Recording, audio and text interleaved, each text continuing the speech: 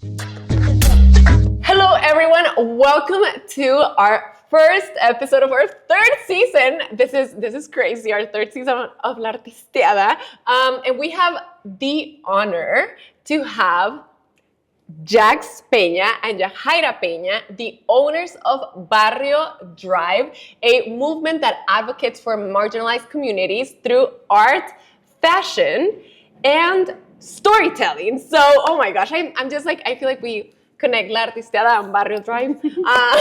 Really are ready. So thank you so much for being here. We want to start it very light. Light, but also it can be deep. We want to know, who are you? And who are you outside? Like, how would you describe yourself? Maybe outside of Barrio Drive, because we'll get to that story. But what are you passionate about? What are you excited about? What do you like to do just generally, so that people can relate to you on a personal level? And then we'll get to everything Barrio Drive. Sounds good. You want to start? So I'm a therapist. That's my full-time job. So I'm very passionate about mental health, women's rights, and spending time with my family. What you see online, that's literally our life. We're always together. If you see us, you'll see my dad or you'll see my mom. It's always family time. So I think that's something that not only is it part of like Barrio Drive, but who we are as people and individuals. And my name is Jax. I love Legos. I love playing with like toys. I love RC cars. I feel like I'm always like still a child at heart, pretty much. It's also hard to say like what I am outside of the brand, because I feel like the brand is so centered around who I am as a person, especially with politics, right? The political is personal, so the brand really is almost a representation of who we are as people, but also as a family. Like my sister said, we're always together. So I feel like that encapsulates who we are. I love that. I love that you are family people, because I'm also a very family person with my sisters. I also have, do you have brothers? One brother. One brother? Oh, okay. Well, in my case, we're all sisters, and like sisters and my mom. And I feel like that really like roots and grounds who I am in everything, you know? So I love that you're all together, that your dad is here. Honestly, it's very beautiful. And Legos, that's so interesting. How did the passion for Legos start? Like, that's a sad story. So when we came here from the United States, when we came here to the United States, a lot of my cousins had toys, but obviously we didn't have a lot of money to buy our own. So I wanted to play with their toys, and unfortunately, you know, kids are kids. They all want their own stuff, so I wasn't able to play with them. So I've always like wanted a Lego so badly. And it wasn't until like a couple years ago, actually, I got my first Lego set. Oh, wow. And it was also a Lego set that was gifted to me by friends that I met online. So to me, it was a little bit even more special, because it was something I didn't have to buy on my own. But yeah, like my passion for toys has just been that I never had any growing up, and finally got the chance to get everything I wanted now that I'm older. But yeah. Oh my gosh, I love that. And this actually also reminds me of a post that you just posted. You know, I was like going through my research, and Instagram is my research. It's part of it. About similarly that you went to Washington, right? Yes. And can you talk about that of like having like dreams when you were a child and like achieving them now? Yeah, I always we had a conversation the other day about what are your best years in life, and I was telling them like, oh, my 20s to me are like my favorite, because I've been able to do a lot of stuff that I didn't even think was going to be a possibility when I was growing up. I'm undocumented, so when we were little, DACA wasn't a thing, right? So I didn't think that I was going to be able to even travel the world. Like when you're little, a lot of kids don't know they're undocumented, but because of what I went through, I had a very abusive first grade teacher. So my status was very much something I was very aware of. So it wasn't something that I thought like, oh, maybe in the future. I always knew, oh, I'm undocumented, I can't do this. This is how people will treat me and stuff like that. So a book that I don't want to say forced to read, but I was learning English, so I didn't even know how to read in English. I had to teach myself, but forcefully, because of my teacher who did not like me. I didn't want to say did not like me just because of her beliefs, but the book was called Honest Abe, and I was learning, like I said, I was teaching myself. So I used to read Honest Abe is a Liar, even though it was about how he was a lawyer. But since I was teaching myself, I didn't know how to pronounce the word. It's a lot of people who teach themselves words through reading have this issue. So I remember I saw that there was this huge Lincoln statue in Washington, D.C., and I've always wanted to go there because of that. Like when I was little, I was like, oh, one day I'm going to be able to like know how to speak English, and I'm going to take myself to Washington, D.C. Don't know how I'm going to be able to do that because I don't have papers, but I'm going to do it. And thankfully, we had the opportunity to, they flew us out, a university flew us out to Washington, D.C. to go speak to, be keynote speakers at the University of Maryland. And we even had, like, it was honestly an amazing opportunity because not only did we go by us together, we were able to bring my brother, and then we even brought my tia who came from Mexico to see us. And even that on itself, I think it's beautiful. Our tia, she tries to come almost every year, but for the first time she came, we had gone like 14 years without seeing her. So to me, it's also like amazing to be able to go from someone who we hadn't seen for a lot of years to finally be able to travel with her. And she's the only one, unfortunately, she's the only one who's been able to travel with us anywhere. Our parents can't travel with us. Our tias who also work with us can't travel with us. So it was almost a full circle moment of everything that I've had to overcome and endure was now I'm in a place where, oh, look, I'm traveling. I'm with my tia who I used to not even know when I was going to see her again. I'm with my siblings. I get to see the statue that I've always dreamed of going to see. Because there's also like a lot of people are like, why do you want to go to Washington, D.C.? What's there? I'm like, no, I have to see Lincoln. So it was just a full circle moment for me. You know what I found so beautiful about like this story is that sometimes like we don't know. Like, obviously, not sometimes. We never know what the future holds for us, right?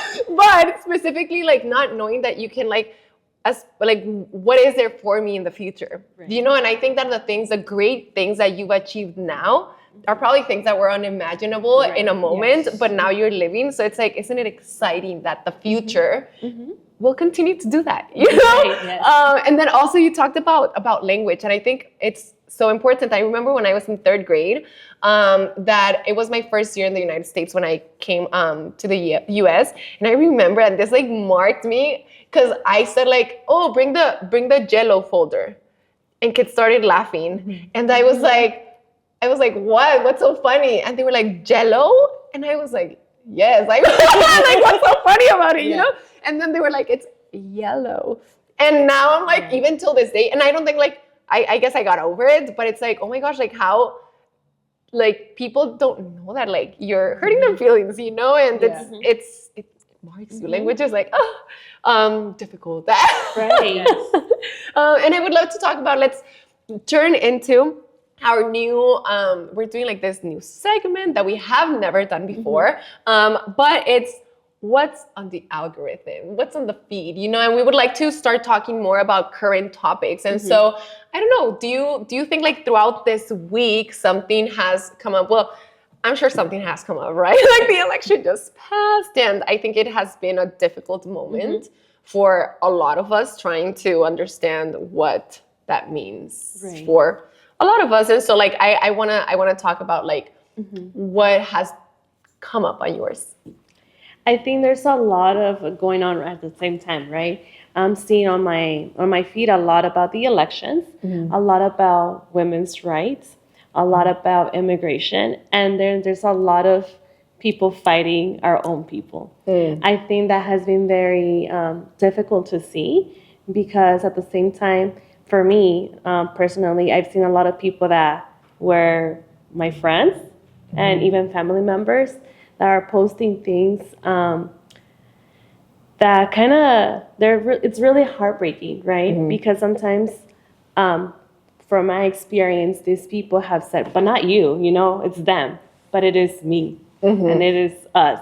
And so I think I've seen a lot of division, and at the same time, it's very difficult to explain, right? Because I feel like us undocumented people have always been like othered. And now could you explain what othered means? Like in my experience, I felt like growing up, we talk about this often, where our family has always seen us as the underdogs, And sometimes they don't have to tell you. Like, it's just the actions. One of my first memories when we arrived at a tío's house, and they were trying to explain, and I understand, they were trying to explain to another child, and I overheard them say, oh, they just came, they have nothing, they don't even have a chair. And I still have that memory of like, oh, I don't even have a chair. But I was like little, I was 9. And I'm like, what does that mean? But also it made me feel like I have nothing, like literally I have nothing. I think when we came, I don't think we realized we were gonna stay. I think it was something that was from what I can remember. One day my parents were like, oh, we're gonna go. And we were like, okay, we're gonna go to Disneyland. And then I just remember packing, and then we were here, and then I don't remember going to school right away. I think like we waited a couple of, I don't think months, but we waited a while. And then all of a sudden we were in school. So I think like feeling other in the terms of like not belonging, and even where you're supposed to belong within your family, that's what comes up to me. Like being isolated, being pushed aside, or like, oh, but not you guys, or you don't belong here. And I think that's a message that we have received throughout our life in different forms. Whether it's your family, whether it's school, you can't go to these classes, you can't go to college, or you don't deserve this scholarship. So I think it just depends. Like you're constantly being pushed aside depending on where you're at. And do you think that this division that you've seen on social media, like, do you think it will amend? Do you think it will change? Like, what is your POV on how this will evolve? Maybe. I don't think it's gonna change. There's this poem that I think about. I don't really know the name of the poem, but it's like it ends with like, and then they came for me. I think it talks about. Do you know the poem? No. It just talks about how certain situations happen, and then you're like, oh, but at least it's not my people, and then something else happens. It's a really strong poem. I wish I could remember. I believe it's a poem about what was happening in World War II with the Holocaust, because it's like they came for these people, but they weren't coming for me, and then they came for this, and at the end, the only person they came after was them. But I don't know the poet nor the poem. But the point of the poem is that it's easier to look a different way when it's not targeting you. And I feel like right now, because it's just recent, a lot of the times I feel like it just kind of dies down. A lot of the times I feel like, at least right now, I feel like some people are speaking because it's the thing to get views right now. And I think sometimes we don't really sit down and say, okay, am I helping or am I hindering? And a lot of the things that people are posting are very hurtful, and they're joking about things. I saw a friend that posted, well, I'm gonna go and help you immigration get your family first because you voted for Trump. Why are you saying, like, you're talking about putting somebody else's family at risk? I understand that The sentiment. Right? But at the same time, ¿qué culpa tienen the other people, right? Like the family members. So I think that's when I feel like they feel like they're doing something nice, but it's hurtful. Or even the comments of like, I think yesterday I saw on TikTok, someone posted, oh, well, just give all the documented people papers. But what about our parents? It's just very... we can have a whole conversation about this, because a lot of people are saying things and they think it comes from, and maybe it comes from good intentions, but I think sometimes we have to really think about what we're saying, because it could be very hurtful. And you posted also very recently about like how these words are being just said in a very lightly manner, and I think it's same concept, right? Could you talk about the video that you posted and explain a little bit about it? Yeah, so there's a lot of, like my sister said, there's a lot of people making jokes about, well, I'm gonna call ICE on you because you voted for Trump, so you're gonna get what you deserve for voting for him. But at the end of the day, like personally, I do not wish deportation on anyone. I don't wish family separation on anyone, because it's not just like, oh, okay, they're gone. That's it. It's affecting not just you. It's affecting their family, their siblings, their tias, their tios. Like for us, like we're very family oriented. If something happens to one of us, it's going to trickle down to a lot of other people.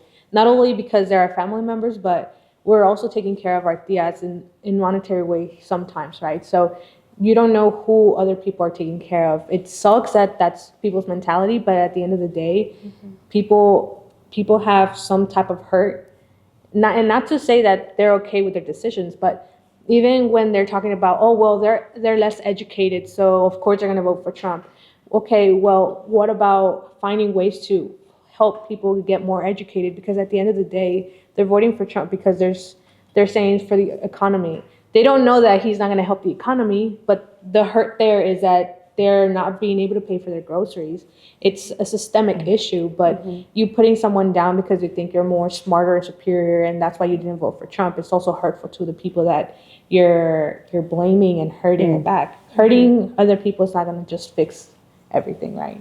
Deporting, it's the same thing with like jail, right? Putting someone in jail is not going to fix the systemic issue of why someone's probably stealing diapers from Walmart. So we try to talk a lot more about, hey, you know what? There's issues that have to also be looked at. Instead of just hurting somebody, we could all educate ourselves. And people love to say like, well, it's not our job to educate, but then you're also taking yourself out of the equation. If you want a community and community building, that requires us to do our work and help other people also find a way to understand each other at the same level. Oh my gosh, I could hear both of you talk about this literally all day, because I think that we align on a lot of things. Because I also think about that last idea of like, well, we don't have to be educating people, but I'm like, well, I understand that you may want to take a break, that you may want to, like, maybe you're not in the right space, but I do think that it is important to, at certain moments, educate, like, you know, share your knowledge, because sometimes people may not know. And I honestly have never heard that POV of like some sort of like compassion towards people's like the families of people who support Trump, right? Because like where is this, it was stemming from, and it's like a systemic issue, but like this person has like these needs, so like you don't want to wish that upon other people. I'm like, wow, that is so important too. And I think important also for these times where things feel like it's heated, because it's very serious things and serious topics. But like, where do you find that balance of being understanding and trying to like find a way, I guess. Well, thank you. We're going to take a little moment, a little break, and then we will come back to keep learning more about, to start learning about Barrio Drive. Thank you. If you're a business owner and would like to promote your brand with our community, hit us up on our email at laartisteadapodcast@gmail.com. And thank you everybody so much for listening. Make sure to subscribe and connect with us on social media. We would love to hear from you. And now, back to the chit chat. So we are back from our very short break, and let's talk all things Barrio Drive. You started as two sisters who came together to become business owners. Can you and you describe Barrio Drive as a movement? Why? Well, first we started this brand because we were really frustrated with just the anti-immigrant rhetoric that was around, like surrounding our communities, and we would go on like online and we'd see all these like I support immigrant merch, abolish ICE merch, and amigra merch, but all of these merch was coming from a perspective of somebody who wasn't undocumented themselves. A lot of it wasn't also doing anything back to help our community. So for us, it's a movement because we don't see ourselves as just a brand. It's helping. We're trying to give back to our community. We're trying to highlight immigrants that are not typically highlighted, right? We see our doctors, our lawyers who are undocumented. Yes, they all get the spotlight, but what about our tamalero, our eloteros, our parents, our grandparents who also deserve the same rights as we do? They deserve to have the same platforms. They deserve to have like DACA the same way that the younger generation gets DACA. Not even the younger generation anymore because it's gone, but they don't have the same options as us because they're seen as, oh, they're already old. Like what are they going to do with their life? The older generation also has dreams that they want to or aspire to follow one day, right? But they don't get the opportunities that we do. So for us, it's a movement because we want to show people like, look, you don't need to go follow the traditional path to be successful. You don't have to be a lawyer for you to feel like you're someone worth mentioning. And that's why it's a movement. Oh my gosh, I love that. And I love that you said that like older generations also have dreams. Like I feel like we very often we don't really talk about it. It's like, oh yeah, they're old. But like, I'm like, no, people still have energy. People are still alive. So as long as you're alive, you can dream and achieve things, right? My mom is currently in college studying Spanish, like to pursue a Spanish degree. And we talk a lot about like, she's learning so many things about Mexican history. And we have these conversations and it's just like, yeah, you know, like, she is, I'm sorry, Mom, but I will tell your age. She is 54. And I'm just so proud of her taking the risk and also performing well, you know? But it's like this idea that, no, people can have dreams and achieve things at any age and start at any age too. So I absolutely love this. You know, and I wanted to highlight too, like with just, when we think about DACA, we think about young people. I'm 30. I have friends that are 40. And we always think about like the young generation that has DACA. But a lot of us some of us have kids. I don't have kids, but some of us have kids. Some of them are already in that transition in their life where, you know, at first you're like, you know, in 2 years, something's going to change. And it starts shifting where you're like, wait. Because the movement started when a lot of the people were in college. And so a lot of these people that were advocating for this right, especially DACA, now they're like in their 40s, late 30s. And so sometimes when we say DACA, you know, we think about the younger generation because we think about the pictures we saw when those laws were going into effect. And so I think that's also important to highlight that we do need representation for all the undocumented community.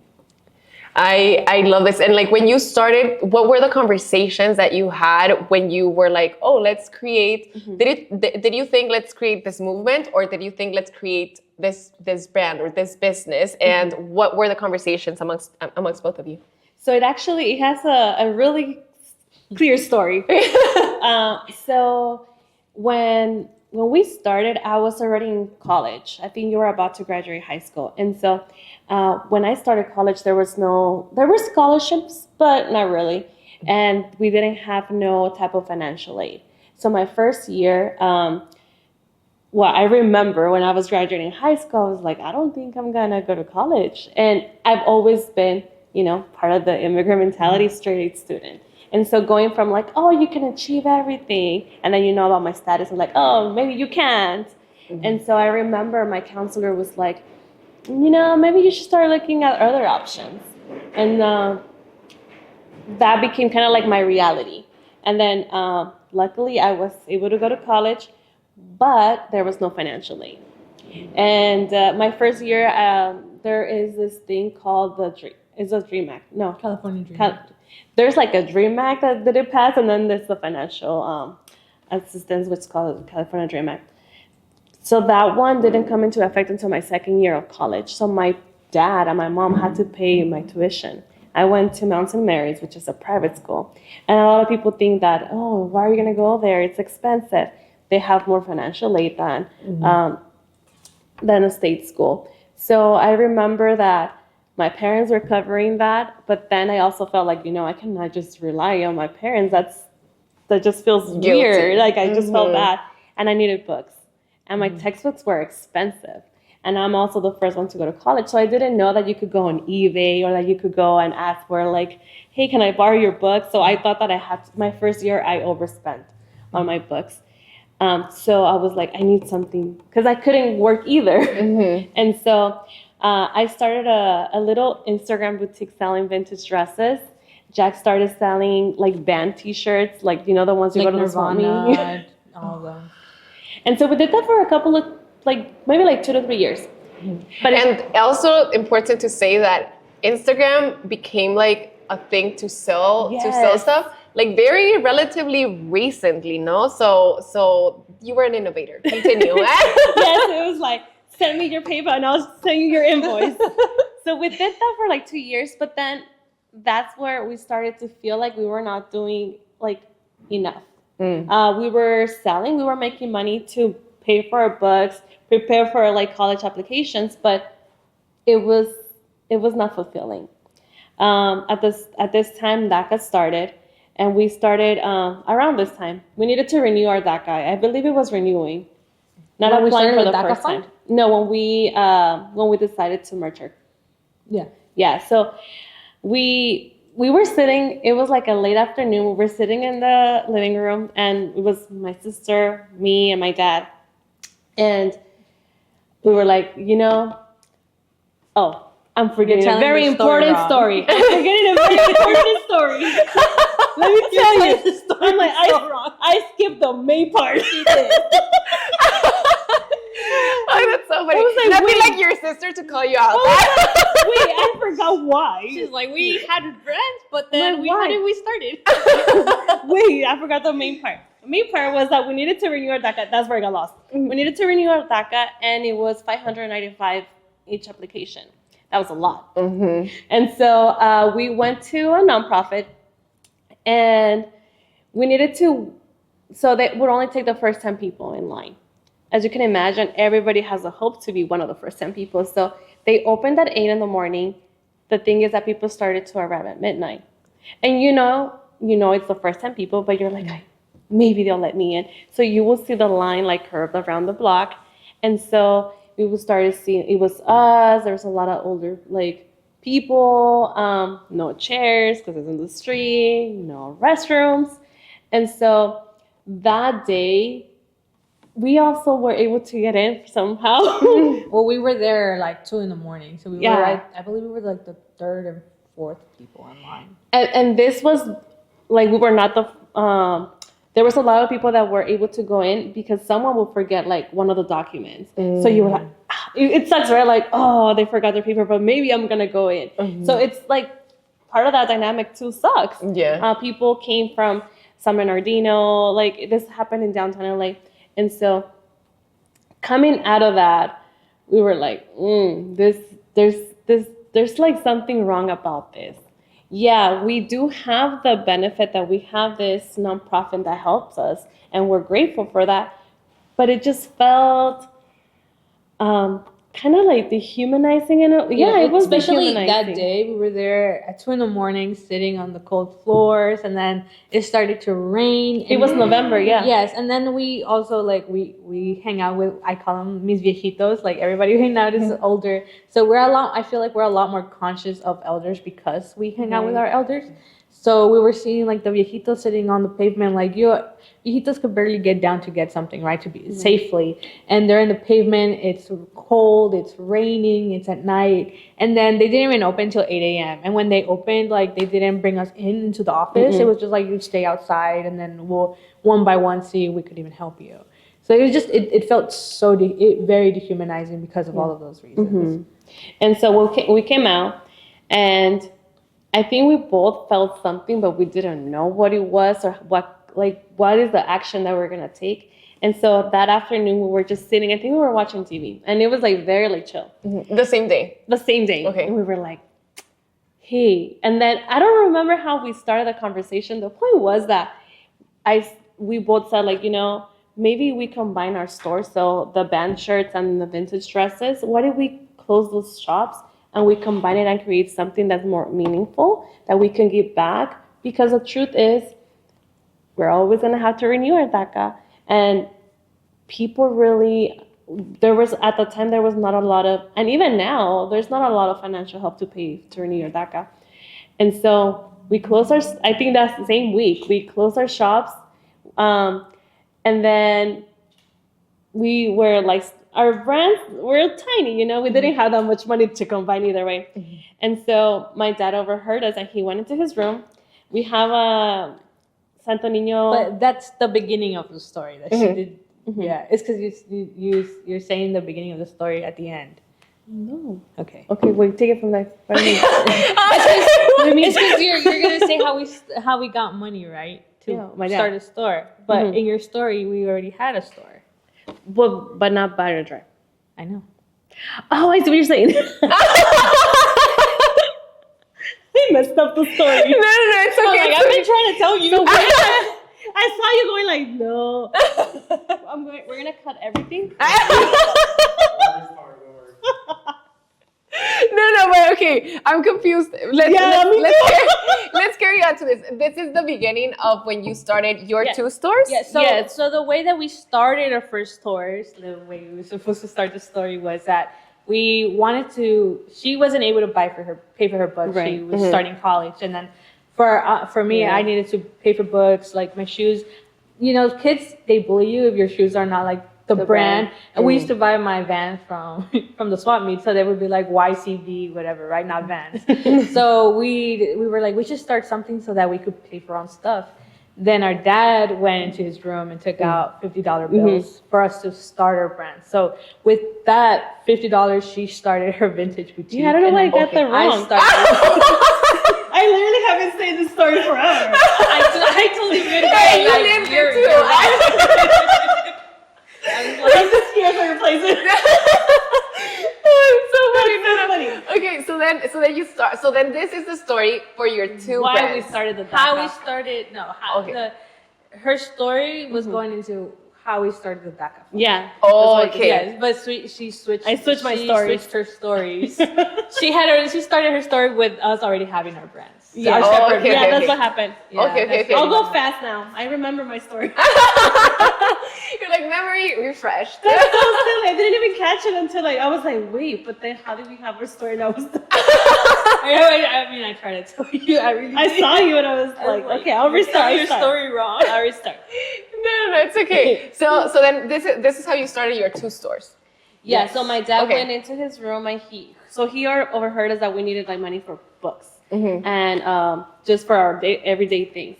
So he went into his room. We have a little santito, and they always collect the $2 bills and the $50 bills. They always put them around it. And so he overheard us. He went into his room and he took out two $50 bills and gave one to Jax, one to me, and he was like, "All right, go ahead." And we were like, "Okay." And so at the time, it looked like, I mean, it was a lot of money because I was buying the vintage shirt, the vintage dresses from Goodwill on Thursdays when there was $1, and so I would buy a bunch for $50. And so that's how we started our brand.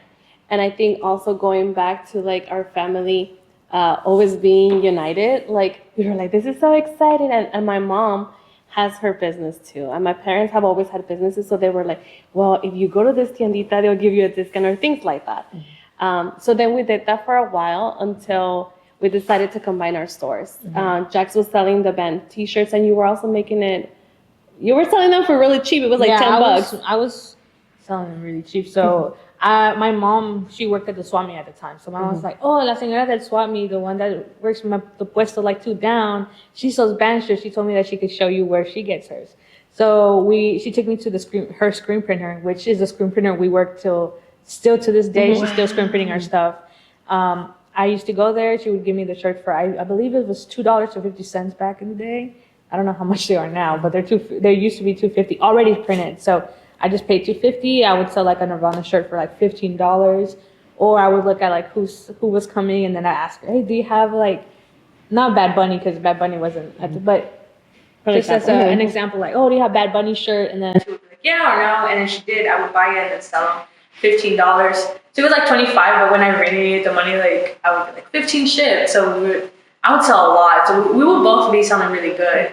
And then our mom, she would help us buy every morning, still to this day too. Every morning she used to take our stuff to USPS just to help us out so we didn't have to go ourselves. Oh, that's so nice. That's my mom. Yeah.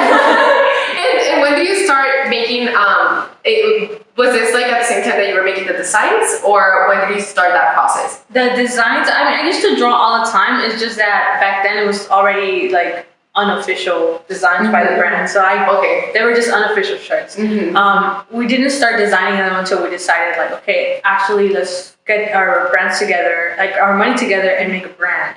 And that's when I think we still have like the first designs somewhere in our house in paper. Yeah, like the first design I designed was on a Word doc. I figured out how to do it because we didn't have enough money to buy like an iPad. Even we didn't buy an iPad until like 2020. To be honest, I used to draw on my phone. Like when I used to go to, we both went to Mount St. Mary's University, so there's two campuses, the Doheny and Shalom campus. So Doheny is by USC and Shalom is by UCLA. So they have a shuttle that takes you from the bottom onto the top. So during my shuttle ride, I used to take out my phone and draw there and just design stickers. We started mostly with stickers. Oh, okay. But yeah, we didn't start designing until we combined our shops.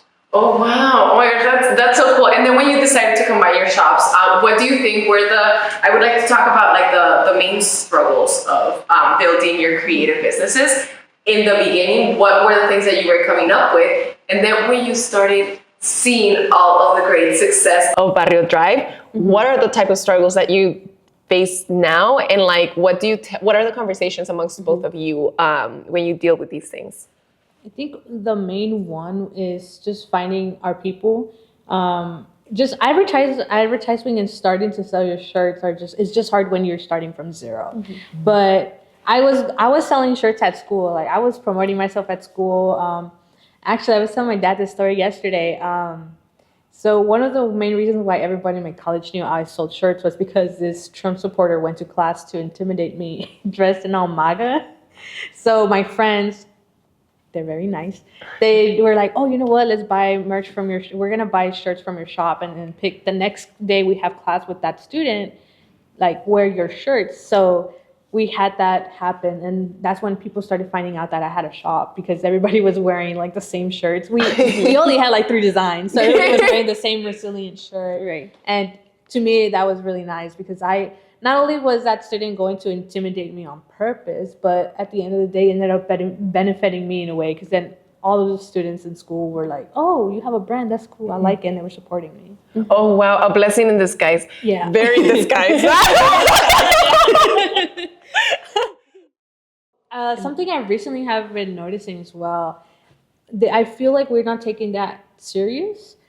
When we vend, like I see a lot of how people talk to other vendors. When we vend, it's always like, so do you draw these? Do you do these? And I think about that, like I started to think about that recently. Not that it's because I'm like, no, I didn't draw them. Or yes, I did draw them, but why are you asking? But they don't ask like our counterparts the same questions. And it's a little like, are you doing it to belittle me? It feels belittling now that I'm seeing that we have different treatment because why are you're not gonna go ask like a bigger brand like, hey, are you designing these, right? Because you're just supporting, you're just buying. But people are starting to like ask those questions like if we're like, I don't know what their intention is, but that's one. Another one is this something that you recently started noticing? Yeah, so you're processing it at this moment. Yeah, at this moment, Okay. I'm like, that's just kind of weird because they don't ask everybody else that question, but just us. I mean, I do believe our stuff is super cool, so it makes sense. Maybe you don't, But yeah, another thing is also like people don't really want to support us for Latina Heritage Month. They only support us during Pride Month, and it's like, hey, we are a Latina brand. Like mostly in the forefront, we are a brand that's pro-immigrant. We also do Pride merch. It's not like in the back end, but it's weird to me to be categorized as just for Pride merch because that's not just the end all be all of me. And it also feels a little I'm not saying it's homophobic, but it feels like for people who are queer, usually the first thing you see them as is you label them right away and that's all you see from them. So to me that's like what it feels like. Just labeled as one thing and they don't really want to open up and see, hey, you know what, this brand is also doing something else for our immigrant community, not just during Pride. That's so interesting. And do you think that you have like maybe like an action that you are now like thinking like, okay, how am I going to like combat this? Because like it's something that you're probably going to like see more often. And then the categorization, I think that, and earlier when you were talking about people like asking you and like kind of like questioning, because sometimes I'm like, there's a difference between asking and questioning, and I think that it's more questioning, and I think that like there's this like idea of like what gives you like value, right? And I hate this because I think that this happens a lot also like in entertainment. I for a time, I didn't quit my job because I was like, I know that for entertainment and to give validity to the things that I do.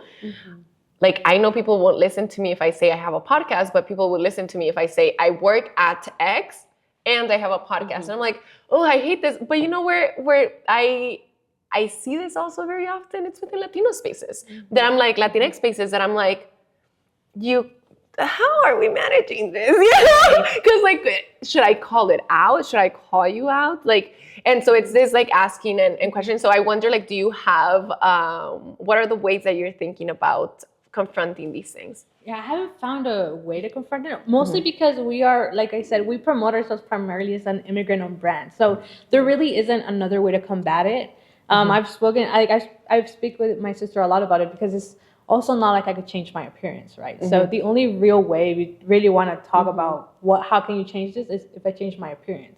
But changing my appearance is changing my identity, who I am, and what we stand for. And I'm not about to do that either. It's a whole other conversation. But it's also just, I think it demonstrates how our communities are looked at. Like, for me, I get a lot of questions that are very like, why are you asking me this type of, like, against my privacy? Why? Because when queer people are around, there's a subconscious idea that queer people just don't have a privacy, so you could ask them whatever you want.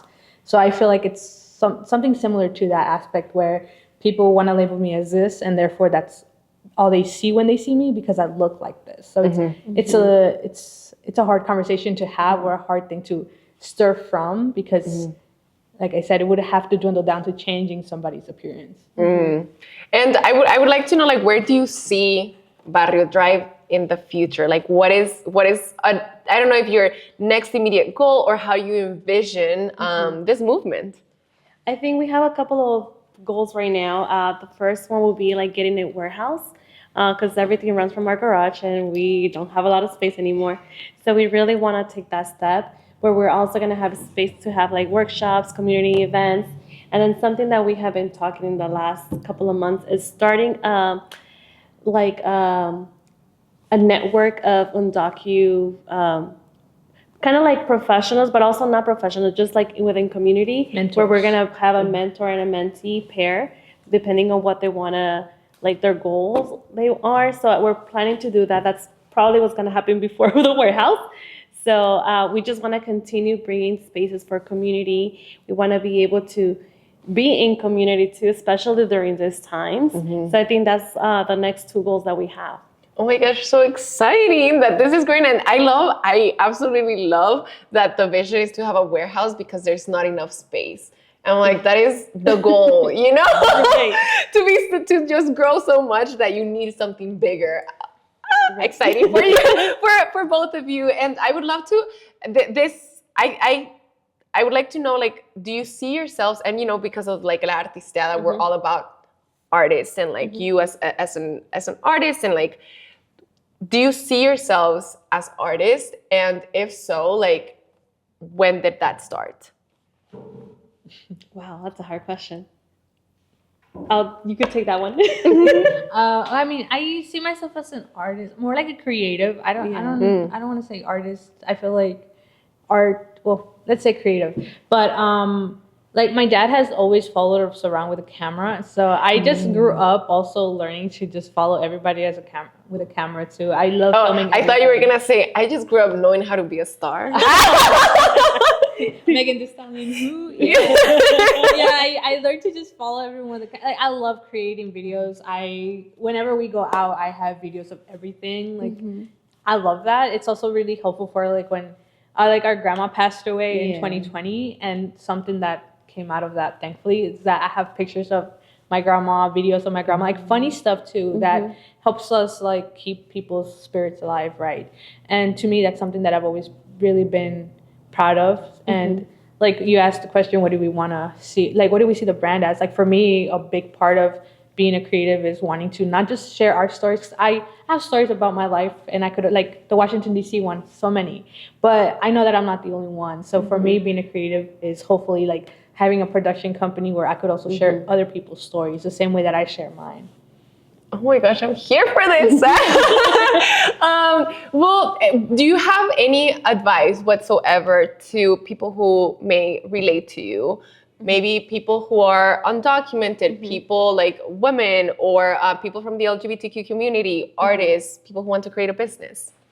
I think I will share the advice that we got from our parents. Our parents have always been like about not having that fear. Whether it's like, oh, when we want to drop something, like, oh, should we do this? And they're like, why not? It's always like, why not?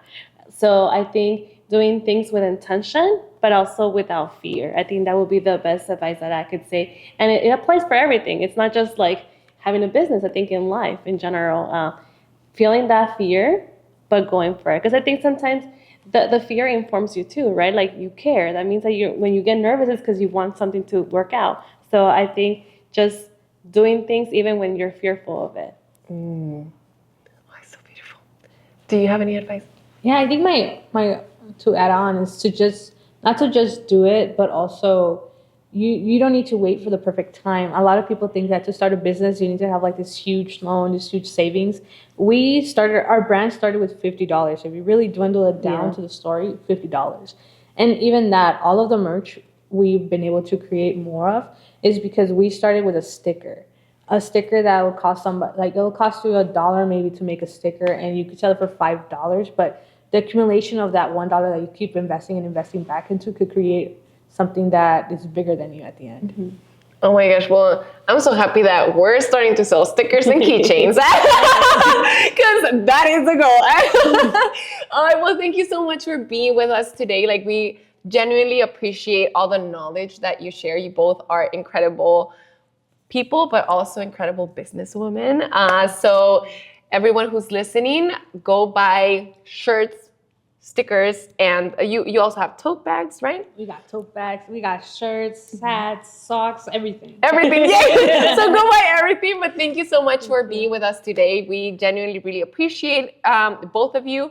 And to everyone who's listening, we hope that this episode encourages you all to go and shape the culture and the space around you. You know, I think that both of you are amazing at doing that. So thank you so much for sharing your knowledge, and also show the world your nails. They're so beautiful. All right, well, thank you so much. Yay. Thank you for tuning in to another episode of La Artisteada, a media collective for global culture shapers. Make sure to subscribe and let us know how your art is impacting the world around you on our social media channels.